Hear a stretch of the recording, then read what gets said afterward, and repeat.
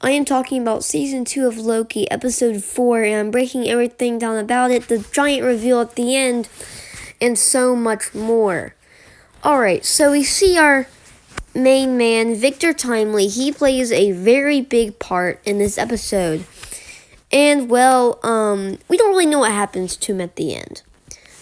He went out to the temporal loom, and we know that OB mentioned earlier that in the episode that the radiation, well, it's more than it was before.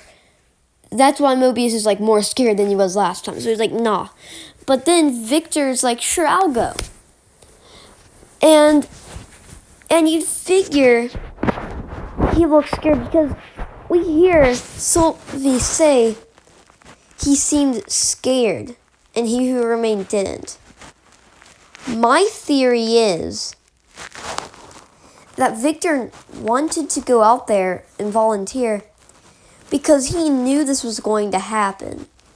He knew he needed this to happen for the plan and for everything to move forward.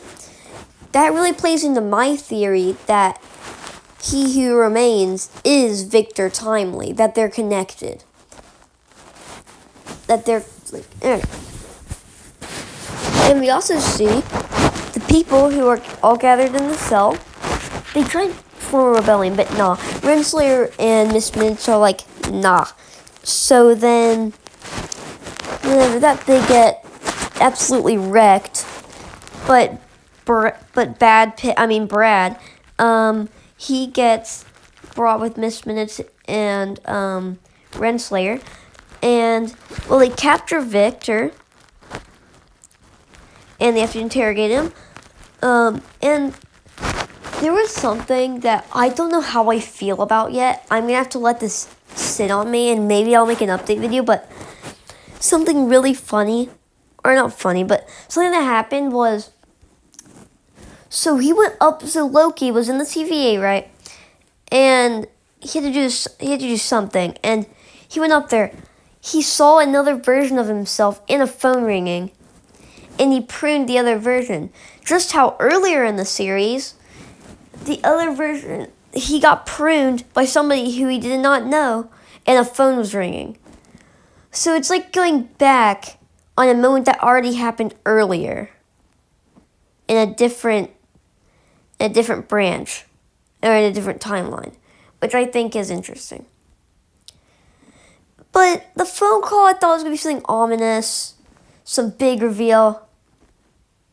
Nah, it was just OB asking Loki where he was and that he needed to get back there now. Anyways, but this episode did have a couple cool things. Let's talk about the good and the great. By that, I just mean good. So, Miss Minutes, well, they have to reboot all of the systems, and Miss Minutes, well, her AI, it gets deformed, and she just goes through this whole glitching thing. Her appearance changes. We see her getting more and more unhappy, yelling at Victor. And eventually, we hear her say a line. And she says that Victor will never be him. She's talking about the He Who Remains, and not how he'll never get to that status. But I think Miss Minutes is wrong in that he's already at that status. He just doesn't know it yet.